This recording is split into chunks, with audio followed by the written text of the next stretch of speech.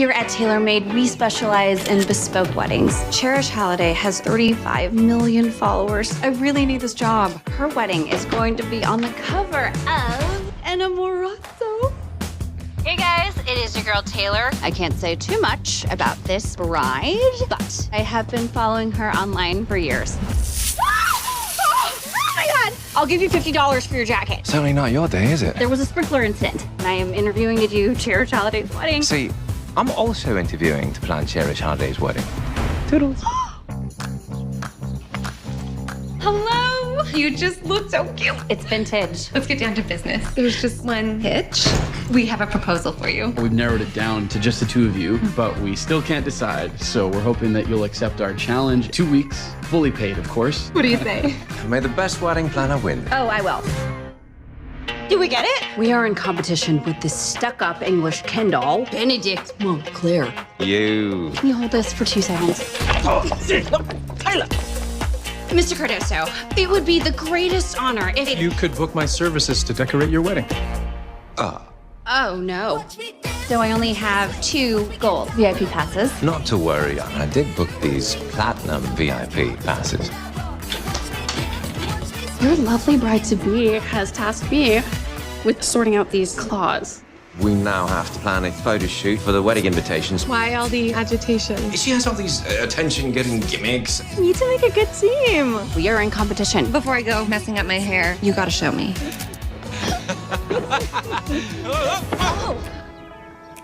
Okay, oversold. Tiggy! Ben's girlfriend's here. You didn't know you had a... You have been a very worthy opponent.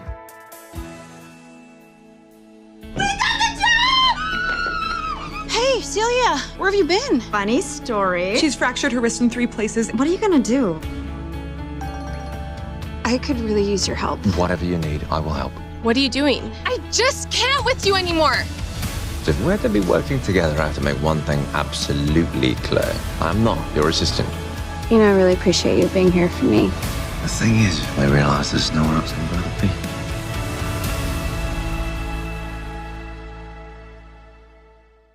What's going on, world? It's your boy, Kuya P. This is NRW. Nerds Rule the World, back with another ShoPowSho. So, of course, it's the Adobro, the Babinka Boy, the leader of the Hala Hala homies in the Center Gang of the ShoPowSho. And returning is one of my pals. I love her so much.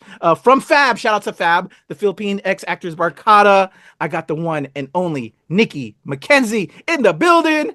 I'm gonna shoot off air horns right now, Nikki. It's on in post, so you're not deafened because you're a mama. You need those ears so you can know what's going on, and you got to do your thing. How are you today? I'm great. Thank you so much for having me. It's so nice to see you again. A pleasure. I feel like I've seen you because I literally seen you, as I told you I was prepping. Seeing you do your thing in this that we're gonna talk all about, the wedding contest and your role as Taylor, starring role again. Woo woo. You know, let's go. From Vineyard Christmas that we talked to the last go round to now, the wedding contest. What was it like? This, I think you, if I'm not mistaken, I also looked back at that old interview that we did. This actually was done before Vineyard Christmas, if I'm not mistaken, right? Yes, it was. This is the first one we shot. Wow. Yeah. So that was amazing because this project actually led to me getting a Vineyard Christmas. So they were very much linked because it's the same production company. Awesome. And I have to say, though, watching this one was so much fun because your character, I not that Vineyard Christmas is awesome. Love a good Christmas story. And I love those Christmas residuals that we were also talking about that last time. It's always good to get on a holiday film. But this one, I was like, yo, I love the writing. The character is fun. It reminded me so much of my friends growing up and how your character is. You're very much the archetype of a lot of my female friends back in the day in high school. And what was it like booking Taylor? And were there any fascinations of yours as well as because you're a creative, of if you didn't go the acting route of being a wedding planner? Because I know there's a lot of I have a lot of friends that thought of this, and I was curious if you had that kind of the same idea in mind too back in the day. Well, you know, it's funny. I love to party. I love it. Weddings are the best parties. I mean, let's be real. You get to Let's go. right? You get to dress up. Everyone's there for love. Everyone's in a great mood. You know, some people even fall in love at weddings.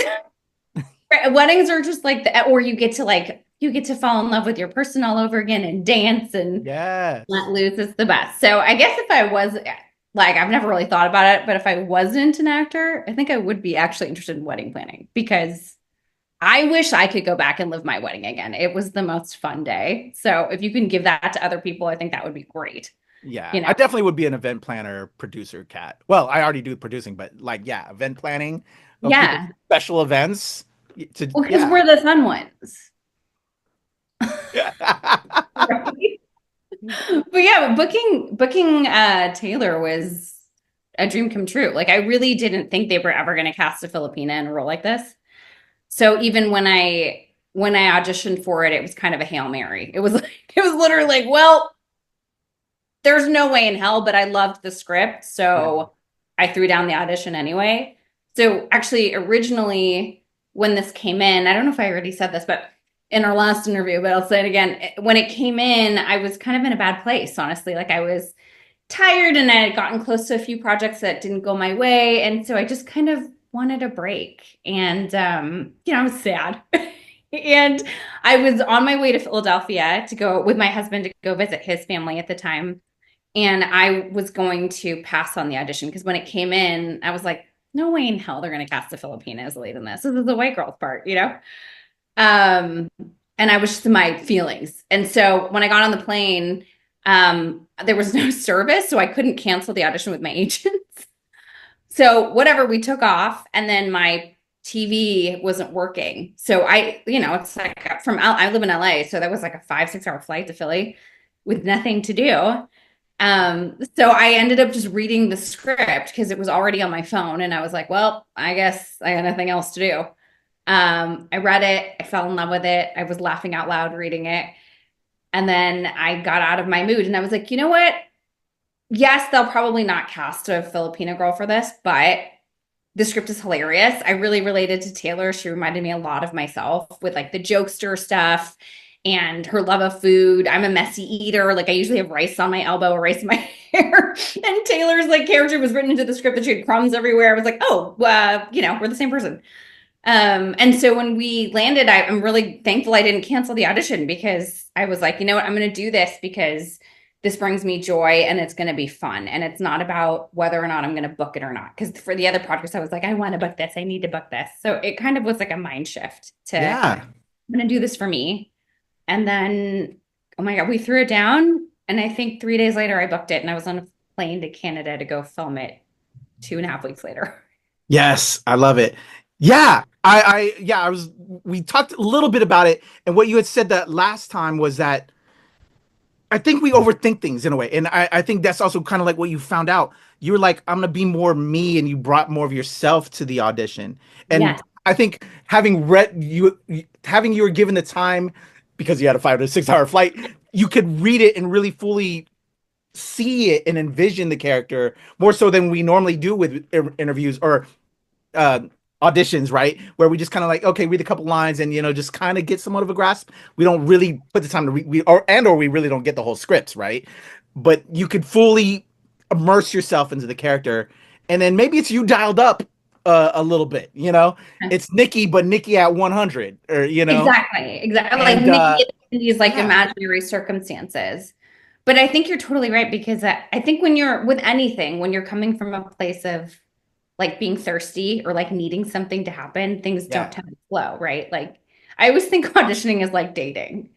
When I was really like desperate to have a boyfriend, we overthink stuff.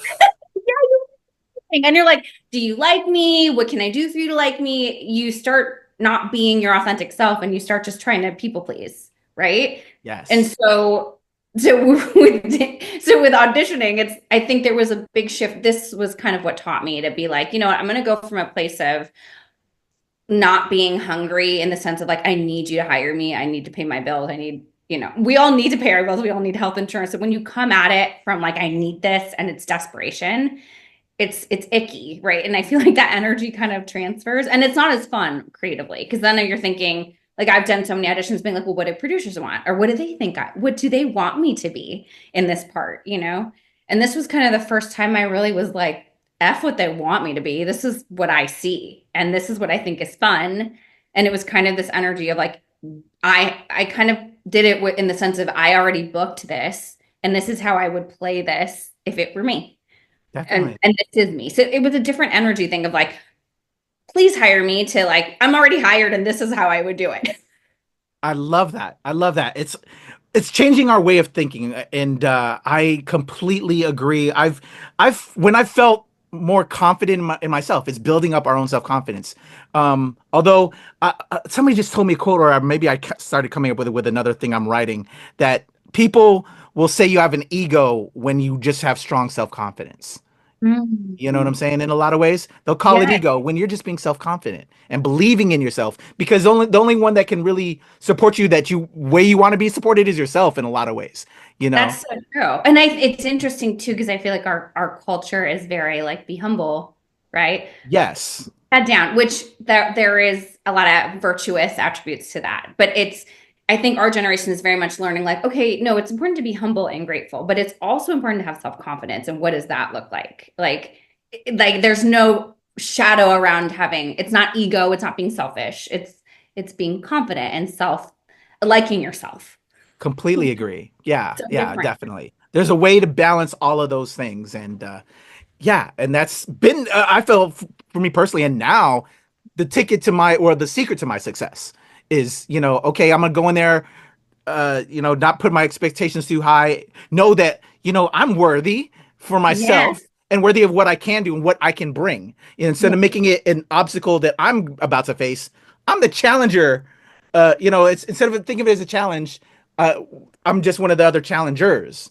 I don't know. Maybe am I thinking that right? I don't know if I spoke that right. No, I feel the same way, because I think it's like, in terms of like being a challenger, it's like you belong in the room. You're in the room, right? So you are just as worthy and just as star worthy as these other people. And so I think I just go for any auditions or projects we get to work on. It's just like, if they pick us, great, but that doesn't mean our worth is less because we're not chosen for that particular project. Because I think that's the other thing, like, self-confidence is so weird because it's something that I'm constantly working on. Like I'll be at that, like when I was shooting the wedding contest, I was like at the height of like my self-confidence. I felt awesome. And it's just a constant journey, because then like, other times you go back down and you're like, I don't feel great. And when's the next job coming? But it is just like, you got to just get back on the horse and I think growing up is just having more tools to figure out how to stay when you get low, because the lows are going to come. Always, but so are the highs. Completely agree. I'm trying to teach that. My wife and I are trying to teach that to our daughter right now, because she goes up and down with creative stuff. And I think all of us as creatives, we always kind of overthink things and go back. And because she's planning out this dance right now for upcoming program, and like, be confident. If you know if you liked it, stay with it. Anyway. Too, as creatives, I think it's such a mind F. Yes. That like, you want to create awesome stuff, but then you want people, but then there's this like thing of like wanting people to like it. But if you create stuff so people like it, it's not usually the best thing. Like if you create it up because you want to do it, if your daughter, whatever lights her up and she's making that dance, and people will respond to it because she's lit up by it and doing things that she thinks are cool. Like same thing for us. I think even in our auditions, it's like, if we're doing things obviously appropriate to the text, but like that we think is authentic to us or authentic to how we would play the character, like that's the stuff that's interesting. Yeah. The stuff that gives stuff life, Find that core of it that really speaks to you, and just stay on that tip, and then that'll follow you through. It's so true. And I think of like, it's not even just acting, it's like anything. It's like, it's just no, even if you don't feel like you do, even if you feel like you're not worthy of being in the room, know that you belong in the room. Like it's like, I really do think faking it until you make it works. Like, if you even if it's just the breath of like, I belong here, if that's all you say to yourself over and over again, right? Like, I think that energy really radiates very differently. Completely agree. I'm not waiting for someone to tell me I'm good enough. Like, I know I'm great enough. Yes. So let me channel that back to the wedding contest because it gave you Vineyard Christmas. Again, as I was watching this, I'm like, this is Nikki, but maybe Nikki dialed up a little bit, right? She's so much fun. The writing was great, but you gave face. Your smile lights up the world. This is such a sweet movie, Nikki, and I'm not just saying that. I cannot wait to watch this with my mom. This is like that Lifetime Hallmark stuff, which we know all the aunties and this is what they watch. And as I was watching, like, oh yeah, I can't wait to watch this with my mom. And it was just so beautiful and just your character. Hold on. I gotta ask. I know I'm going all over the place. I want to because I want to show love and light, but this is on the film. The bike. Am I not remembering what the explanation of the bike? But it just had me like, why is she always riding the bike all over the place? Maybe it's just at one of those cities, but you're just on this bike, and I'm just trying to understand why you weren't rocking a Range Rover like Giles was. That's hilarious. Did I miss it? Was it explained? And what did you think of it then? Why is your character just on this bike thing? And it was prevalent throughout this film. It's so funny because I have so many people have commented on that after watching it, and that's hilarious. We never really explain it. I loved it because I thought the bike was so cute. And I guess in some ways I was like, yeah, Taylor's a free spirit. Sure, she rides her bike everywhere. Okay. Like in Los Angeles without a helmet. Sure. But we'll roll with that. What's so funny is I wanted to ride the bike, but I'm constantly have the bike in my hand, but you never actually see me ride it. Yeah. And I wasn't allowed to for insurance purposes. Makes sense. I know insurance. But on that bike in real life, I would love to have that as my actual bike. It was so cute. But that's so funny. Yeah. It was just a set thing. Okay. I love it. So yeah, you were wonderful in this. The moments. Can we talk about, this wedding planner character of Taylor, with a great colleague. I loved your energy with your co-star in that scene. Yeah. What was it like working on production on this? Flying up to Canada to shoot this and working with Giles Panton and this love story that kind of comes as two opposing planners are trying to score this wedding and then find themselves falling in love. It was truly amazing. I had the best time. It was my first lead in a movie, so that will always be special for that reason. I got to fly to Kelowna, which is essentially like their Napa Valley, so it's absolutely stunning, and everyone is so nice. The film community there is small, but they know they're so good at what they do, and so it's like very close knit, and it feels like a family. As soon as we got on set, I felt like I was just hanging out with friends. People cared about departments that they didn't work in because that's just the kind of people the Kelowna crew is. So it's like we'd have grips being like, no, that continuity, that's not right. And you're like, dude, you cared? Thank you. Moving like the like a can or whatever, the bike. Yeah. Well, that was so fun because it felt like, in a lot of ways, it felt like like that feeling of summer camp where you don't want it to end and you just like love everyone that you work with. It was that feeling. Yeah. So that was amazing. And our director was Panta Mosley. She's fantastic. She's also an actress, director, comedian, producer, all of it, just like us. And she comes from a Groundlings background. So she was phenomenal. She took the script and like did some rewrites herself, and then also allowed Giles and I to improv. So we would do takes that were written, and then she'd get it, and then she'd say, okay, your turn. Like, you can add your flavor, do your magic, now you get a take. Yeah. So that was really cool. Like, I've never had a director be so like down to just improv and play like that. Yeah. And that was fun to see. Like, a lot of the improvs did make it into the film. So that's awesome. That was really cool. And it felt very much like it's that yes and energy, that improviser comedian energy of like, yes, and what do you think? And so we were always like joking around on set and playing around, and I think that joy translates in the movie. Oh yeah, definitely. Yeah. I mean, Giles is Canadian, but he has a British accent in the film.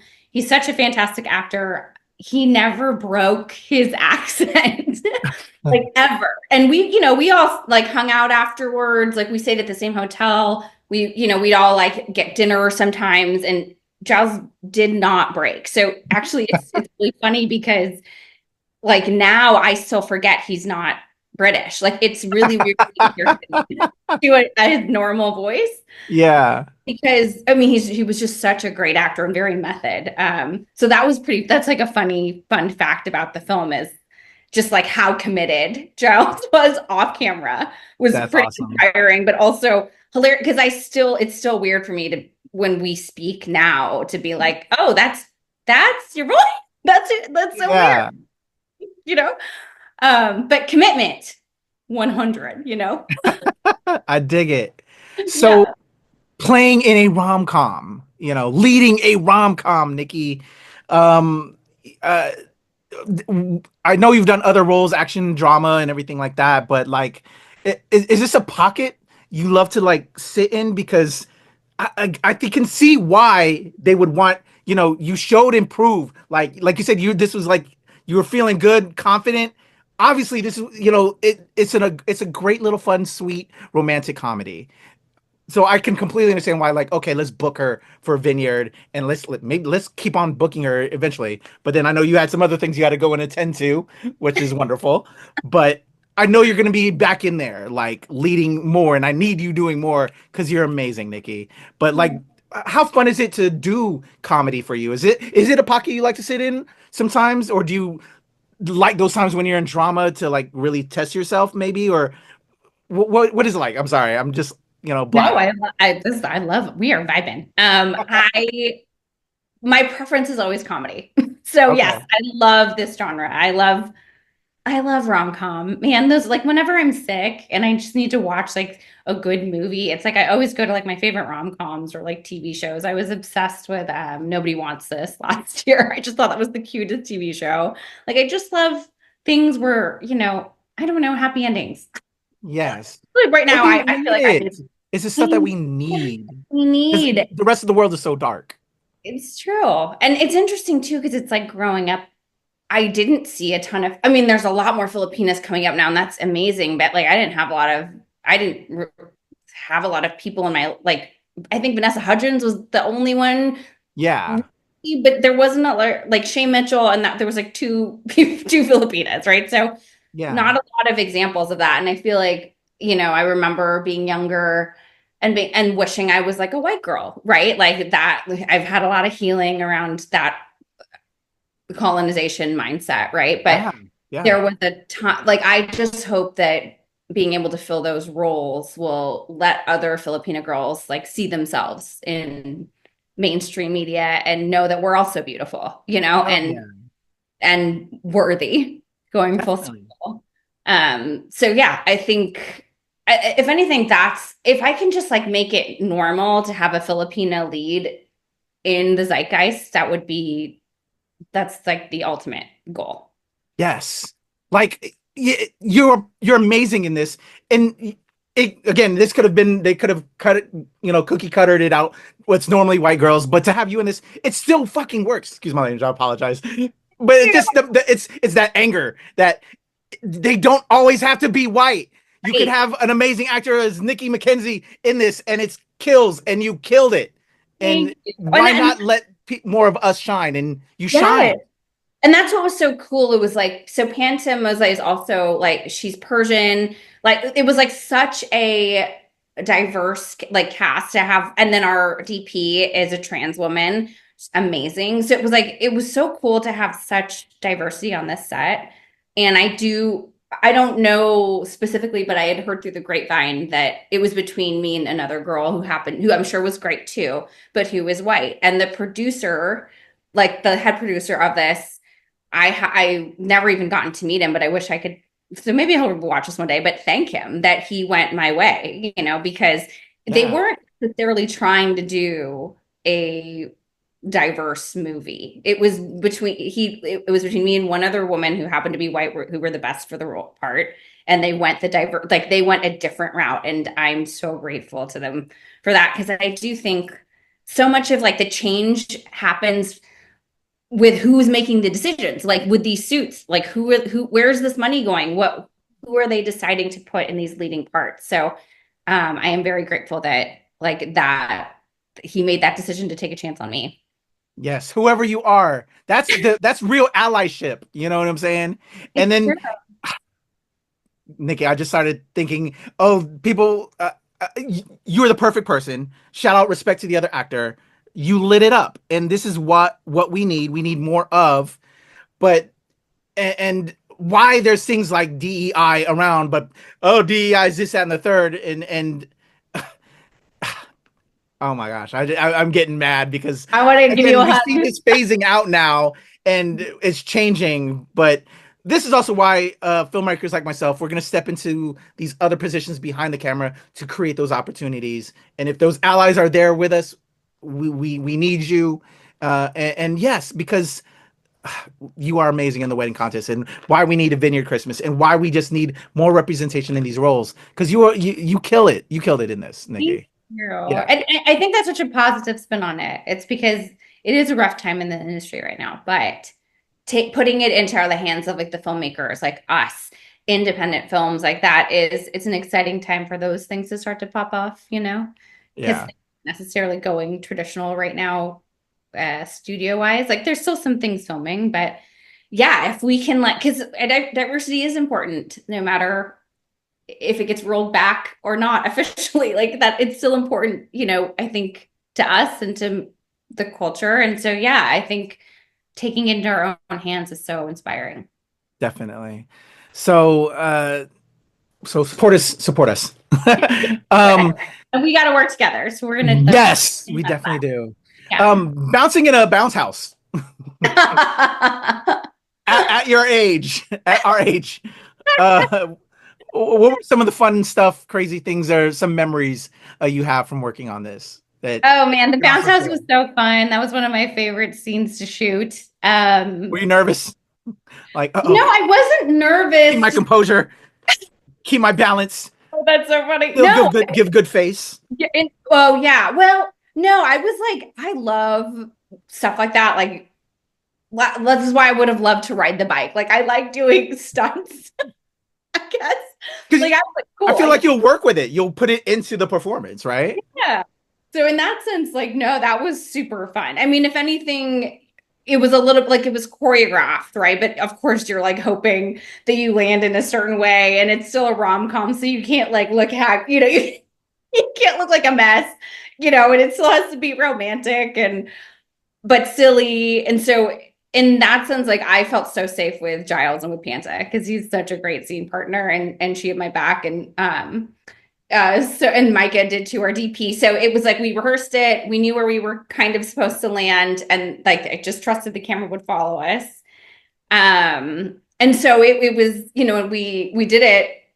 Giles and I were like genuinely laughing from like falling over and stuff.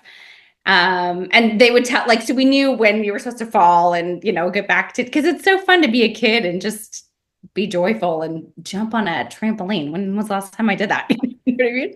Yeah. So that was great. And it was nice because after we had that moment where we almost kiss, when Panta yelled cut, the crew was like, woo!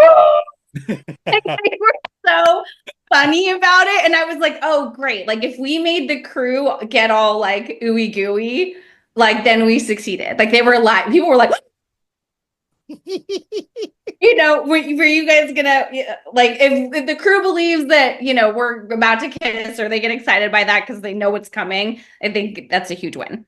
That's awesome. I love it. Yeah, so, there was a lot of stuff too, like running in heels, and at one point I'm running in heels, and that was fun. Giles was running after me, and he was like, I was like, I'm such a fast runner. Look at me. Like I got to do kind of fun. I got to eat a lot in the film, which I love to eat in real life. So that was great. I think I had like 14 cookies on set during like one of the days. Yeah, you and Giles were amazing. But also, can we talk about your colleague, your work buddy? Yeah. I love the scene where the friend across the way comes over, and then there's like some flirtation that you kind of see, and then you take the scissors and just uh, that kind of like small little arc there, but just so very sweet and beautiful. And again, further representation that we need for the LGBTQ community. You know, Yeah. what was that like in working with her? Because y'all had the dancing at the other part of the movie. Like, we're gonna get this, we're gonna land this client. You know, what was that like? And riffing back and forth with her. Oh, Remy is such a fantastic actress, and it was the easiest thing to play her best friend. We just clicked right away, so that was super fun. And I loved their storyline. Like it was so important to have an LGBTQ romance in our movie, and I know Panta really fought for that because that doesn't always happen in Hallmarks. And if you have that, then there's certain networks that won't respond to it. And I love that the stance was, well, we don't care. This is important, and this will go somewhere regardless. And it's important to show an LGBTQ love story. Gee, did I just say that right? LGBTQ love story. Yeah. So that was really fun, and I just love Rami. She's so wonderful. So it's so nice to feel like you're actually friends with the people you're working with, you know. And I still talk to them to this day. So I love them very much. Loved it. Love that relationship. There's just so many things that I connected personally, and it's just a fun film, and not it's what you look for from like a TV, you know, humor comedy rom-com, and it was hitting on all numbers, and that is why, you know, Vineyard and more projects are going to be coming along the way, Nikki. Just very sweet. Thank you, because it's like we wanted it to genuinely be funny, and I feel like that came across, because I think sometimes Hallmarks aren't super super funny, so there's a lot of goofy joy in this, and I really appreciate that. Definitely. So you dialed it up in this. You were bubbling all over the place, and then you brought it in Vineyard. But then let's talk. You know, just life in general. I think if you're okay, you know, you're mom now. So took a little bit of a break. And how's life with that? Because we didn't really touch upon that the last time we talked. Being a new mom, but still, you know, acting, but also maybe a little bit of a pause here and there. How's life and everything? Life is good. It's definitely been some of my toughest days, and it's been some of my most worthwhile days. So still figuring it out, the whole juggling, like the mom thing and the artist thing and the career thing. But I'm so lucky that I have such great support. Like, my husband's such a good partner. Like, even now he's got the baby, so I can be on this podcast, which is awesome. Shout out to the husband. Right? It's like for all my self tapes, like I have friends that'll come over and watch Milo so that we can shoot the self tapes, or we're doing it during naps or when he's sleeping. So yeah, it's been. So any advice is that now that, you know, you kind of, you know, you pause to be Mama McKenzie, Mama Nikki. But now you've seen this new kind of person that you can become. You are a mom. You can be a mom. You know, we always worry, I'll speak for myself. Can I be a dad? Mm-hmm. And all of that entails, and also be a husband, and all of that entails. But also, I'm trying to raise a human. You find some new parts of yourself that you are like amazed by, right? Yeah. That you never thought you could do it, and you're doing it, Nikki. You're doing it, girl. You're doing the best. And you realize that you can now take some of that lesson and now put it into the craft that we both do. Have you thought about that? And have you started finding that energy that you never had before, or never knew that you can now utilize? Have you, you know, like you were talking earlier, well, we were both talking earlier, finding that confidence, finding that pocket, sitting in that confidence now. This is a whole nother bit of confidence that I think, and I hope you have found, because I'm sure you got it. You're going to be killing it once I know we both took time. I'll go back to myself, because I'm going back and forth. Took time away to be a dad, kind of put things on pause. We all do this as creators, right? It's again, balancing all the different things we're trying to juggle, but then you find something in there that you can then take back. And, you know, I know you're going to be, you know, when, you know, it's probably you want to do a lot of mom time, but you're still trying to act and do all that. But all of that, channeling it into that. I'm sorry, I know I'm all over the place, but no, it's fantastic. It's that amazing chaos. It's that we can organize and turn into this. Well, and it's such an interesting thing, because it's like, I feel like being a parent is feeling like you need to be everywhere all at once, you know? And then it's just choosing okay, yes, you have a million things you need to juggle. You're keeping a little baby alive or a person alive, and you're trying to be present and like help them guide into the best human that they can be. And you want to, give to be a good partner and, in your marriage or in your partnership, whatever you're in, and also be the best human you can be. Like there's a million things going on all at once. Yeah. I feel like I'm learning that, okay, I can just center my energy on one thing at a time. Like when I start to get overwhelmed by everything that needs to happen and all the things you need to fix or make sure we take care of just, okay, like right now, all I'm focused on is this conversation and I don't need to worry about anything else. When this is over, I can go back to everything everywhere all at once. Like I feel like that's my biggest lesson right now with juggling the industry. And I also think too, I'm sure you feel this, where like your heart expands so much bigger after having a child. Yes. Right? So like the depth of emotion it feels very different. Like it's just even who I am when I bring myself to roles is different now. It's just you tap into it a lot easier than before. Right? I think I held a lot of stuff in beforehand because I'm a man, bravado. We got to be strong. Yeah. You know, but now I can cry like that. I just, like, I'm not afraid. I think the key is I'm not afraid to show that emotion now. Whereas we don't do that. We don't cry. But now, no, life is hard. And I care about you. I love you, or this, that, and it's gonna just go because I mean it with every fiber of my being. It's just not a word; it's a full thing, energy that now. Okay, so it's just gonna go because it's that deep now. What's so interesting too, because I think my son, and I'm sure you feel this with your daughter, is my biggest teacher in terms of presence, the importance of presence. Yes. Right. And like bringing that into our work, into acting work has been huge because there's nothing more interesting than presence on screen, right? It's like just being present and reacting in a present way. That's all that.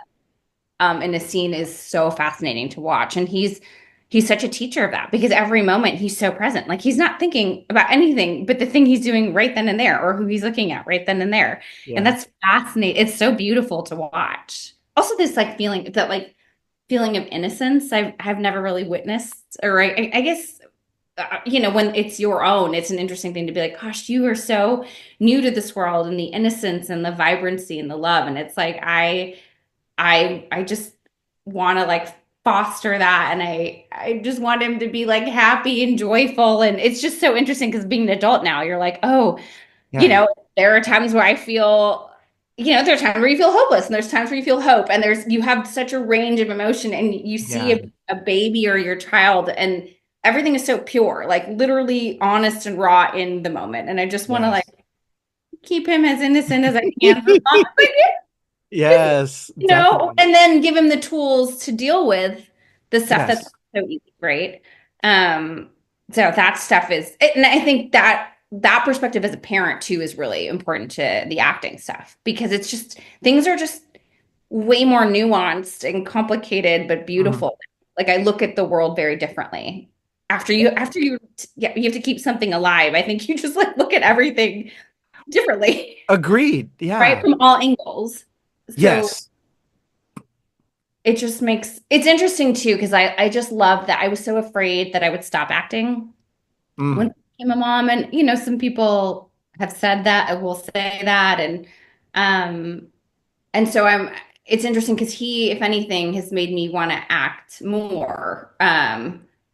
Because I think like he should have a mother who's like lit up and loves what she does. And that I can do it with him. Like we've done some print jobs together. Like I took a break, but not a lot. Like Milo did a UCB sketch show with me the other day. Like he was on stage with my sketch group. So we did a musical about Amazon and he played Jeff Bezos. Like that was silly. But like he's made my life more enriching and he's expanded it versus I think I was afraid that my world was going to get smaller. And if anything, it's just, I have to be pickier about the things I do now, but like the things that I get to do artistically, I think are so much more rewarding now because it's just there's less on the plate, there's less time, but you can give like your new full self to it in such a more, I think, meaningful way. Yes. Never lose your light because they will be upset that you gave up your light. Right? And I think I'm sure that like they're going to be impressed with us one day for being like, I had parents who pursued what they loved and had their light. And that's really inspiring, to be like, oh, I'm sure, like, I think I read something like that a kid's like happiness, so much of it is dependent on how their parents are too. Like it all like melds together, Yeah. We have to show them, like they show us as much as we show them, but they're looking at us now through that lens or whatever. So, right. Yeah. Like I want him to grow up being like, yeah, I can be whatever I want to be. I can pursue a career in something I love, whatever that is, whatever it is, because I don't know about your journey, but like it wasn't the easiest telling my family I was going to act. They exactly. Stoked on that. That next generation.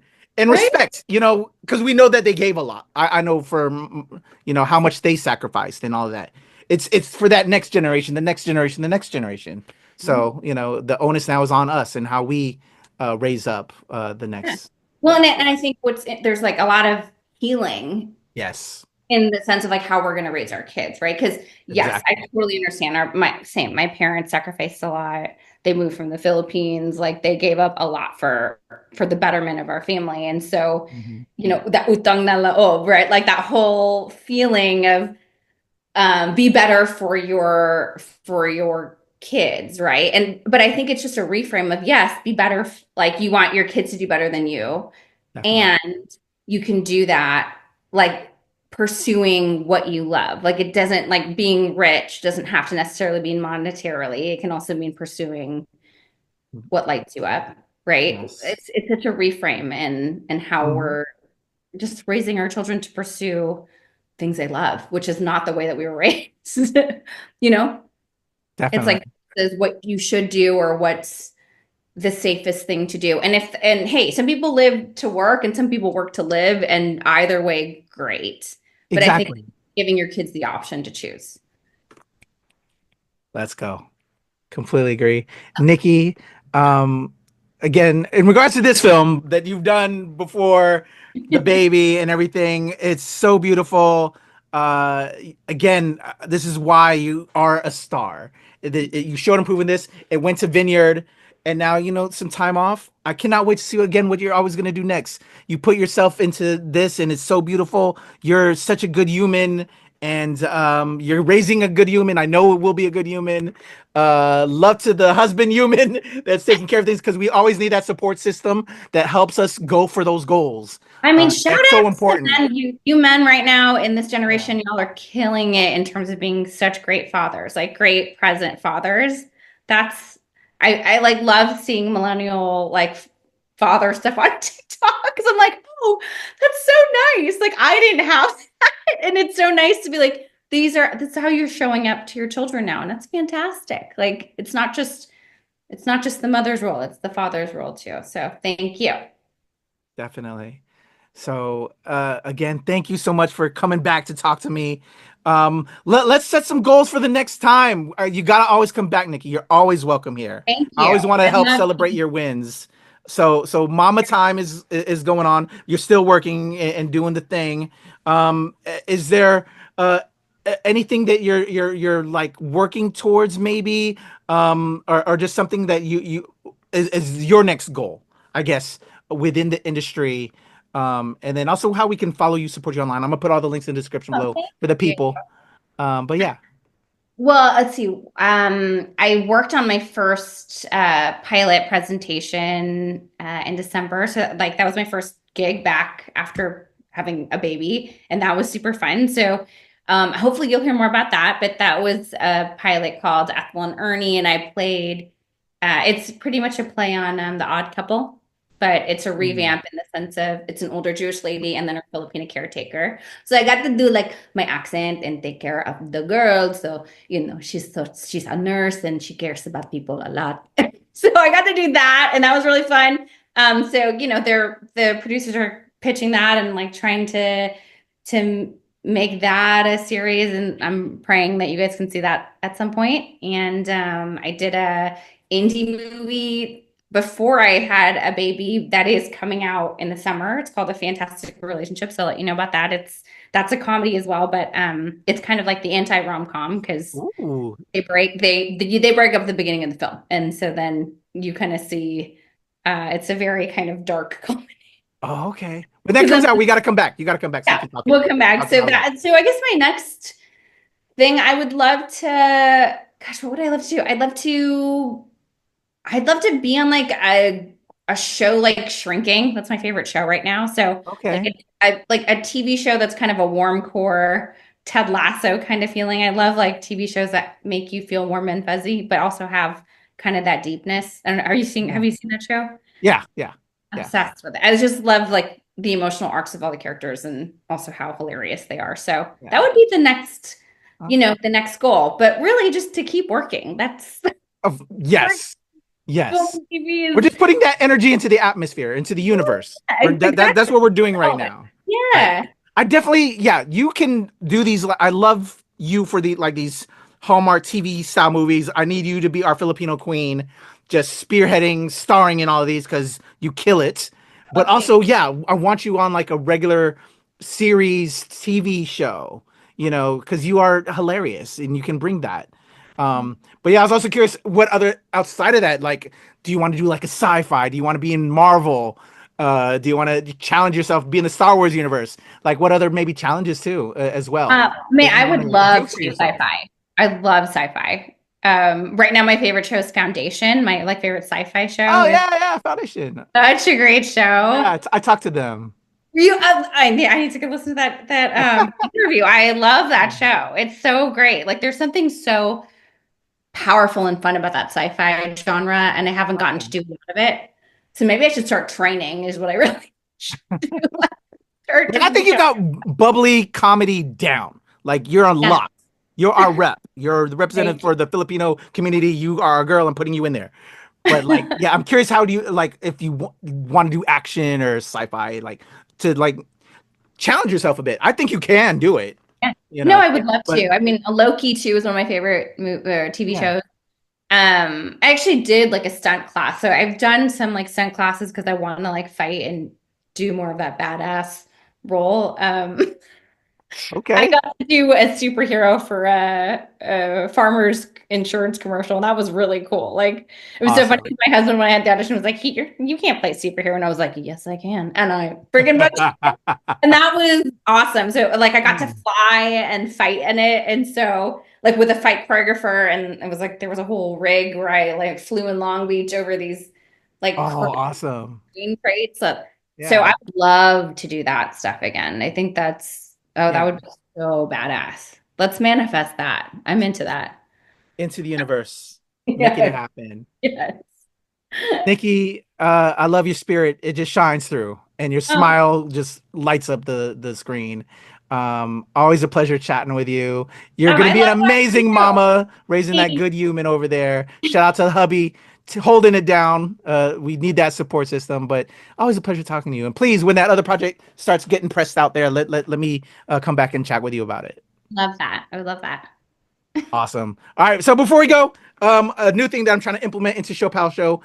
As you hear in the beginning, when I kick it off, I'm the Adobro, the Babinka Boy, the leader of the Hala Hala Homies and the Sinagang Gang. What is Nikki McKenzie's favorite Filipino dish? What are you a part of? Are you part of the Sinagang Gang? Are you the Kare Kare Club? What are you? Sinigang, of course. Sinigang and adobo are my favorite, but sinigang. Actually, have you done the sinigang challenge yet?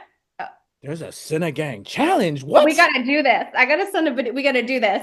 Okay, send it to me. I will send it to you. Honestly, we should do it because I was going to record it today. Let's challenge all of Fab. Let's do it. So you basically, what it is you take the sinigang mix. Okay. And you drink it. What do you like lick it? That's the word. Oh. You lick it, and then you take a shot of tequila. It's supposed to be better than like the lime stuff. Let's do it. I'm down. Let's do it. Yeah. So record yours and I'll record mine. Will do. Yeah. I'm going on vacation. When I get back, let's do it, and let's tag everybody. I challenge you, Denise Cabanella. I challenge you, I love Earl, it. Samantha Kudaran. Let's go. I love you guys. Nikki, love you.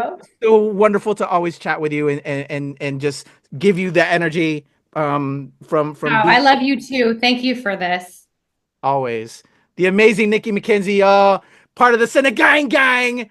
And love you, Fab. I'm Kuya P. Nerds World the World. Mahal kita. Salamat. Salamat. There's a cut.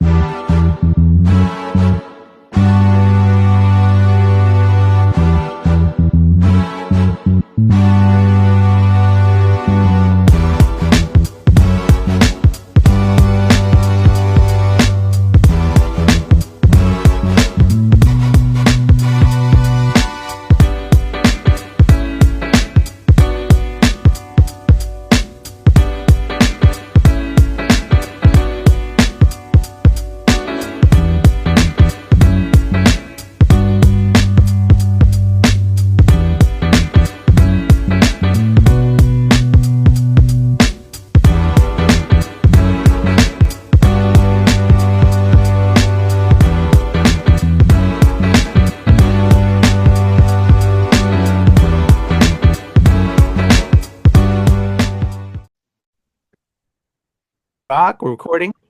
All right, I'm counting and we'll have some fun. All right, in a 1, 2, 3.